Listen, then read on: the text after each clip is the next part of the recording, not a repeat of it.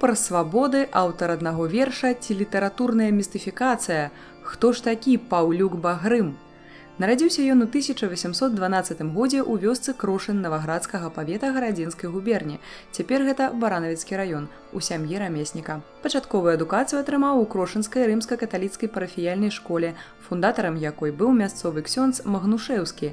Яшчэ ў дзяцінстве Паўлюк пазнаёміўся з творамі Гамера і Эзопа і быў моцна ўражаны прыгажосцю і гуманізмам старажытна-грэцкай паэзіі. Магчыма, гэта стала першай нагодай для напісання ўласных вершаў. Вялікую ролю ў станаўленні паэта адыграла знаёмства з фальклорам, а таксама з паэзіяй сучаснікаў, напрыклад, Юліяна Нямцевіча. Свабодалюбства і антыфеадальны настрой гэтых паэтаў натхнілі Багрыма на напісанне ўласных твораў, у якіх гучала імкненне да свабоды беларускага народа. Сялянскія хваляванні 1828 года, якія адбыліся ў роднай вёсцы Паўлюка Багрыма, знайшлі водгук у душы маладога паэта, але і прыцягнулі ўвагу да ягонай дзейнасці з боку мясцовай улады.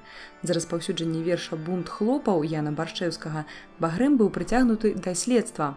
З юнака ўзялі падпіску аб тым, што ён ніколі і ні перад кім не смее прамаўляць або перапісваць вершы. Але неабыякавы да лёсу простага люду Багрым лічыў неабходным распаўсюджваць у сялянскім асяроддзі творы, якія заклікалі супрацьстаяць прыгоннаму закону. Ён чытаў аднавяскоўцам забароненыя вершы, за што быў здадзены ў рэкруты. Пры ператрусе ў доме паэта жандармы знайшлі шмат такіх твораў, сярод іх знакаміты ананімны верш «Гутарка пана з селянінам». Адолеўшы доўгі і нялёгкі шлях царскай службы, Багрым вярнуўся ў родную вёску, дзе пачаў працаваць кавалём, як і ягоны бацька. У гэтым рамястве Паўлюк дасягнуў мастацкіх вяршыняў, пра што сведчыць зробленая ім металічная каваная жарандоля, якая і сёння захоўваецца ў Крошынскім касцёле. Над яе стварэннем Багрым працаваў некалькі гадоў. Для некаторых вернікаў гэтая работа своеасаблівы цудатворны абраз, бо ў савецкі час жарандоля ўратавала касцёл ад разбурэння.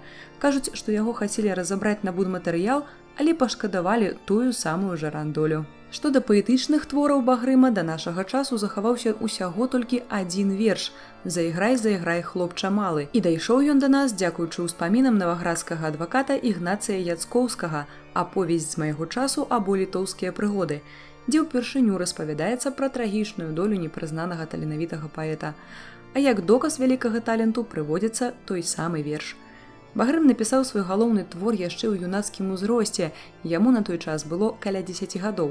Гэты твор лічыцца сапраўдным шэдэўрам беларускай лірыкі 19 стагоддзя. Пазней знайшліся дакументы з архіваў, якія пашырылі веды пра паэта, але ж вершаваных радкоў аўтарства Багрыма больш так і не знайшлося. Сярод навукоўцаў віруе немала тэорый пра жыццё і творчасць Паўлюка Багрыма. Некаторыя прыпісваюць яму аўтарства шэрагу ананімных вершаў, напрыклад, «Гутарка Даніла са Сцяпанам». Іншыя ўвогуле даказваюць, што верш «Заіграй, заіграй, хлопча малы» быў напісаны не Багрымам, а вобраз антыпрыгоннага паэта проста літаратурная містыфікацыя. Як бы то ні было, сёння імя Паўлюка Багрыма ведае кожны, хто хоць раз гартаў старонкі школьнай хрэстаматыі па беларускай літаратуры. Імя паэта адзначана і на мапе Беларусі. Адна з вуліц горада Баранавіча носіць імя Паўлюка Багрыма, а ў Крошыне, дзе нарадзіўся, жыў і быў пахаваны паэт, у 1985 годзе адчыніў дзверы музей народных мастацтваў і рамёстваў імя Паўлюка Багрыма.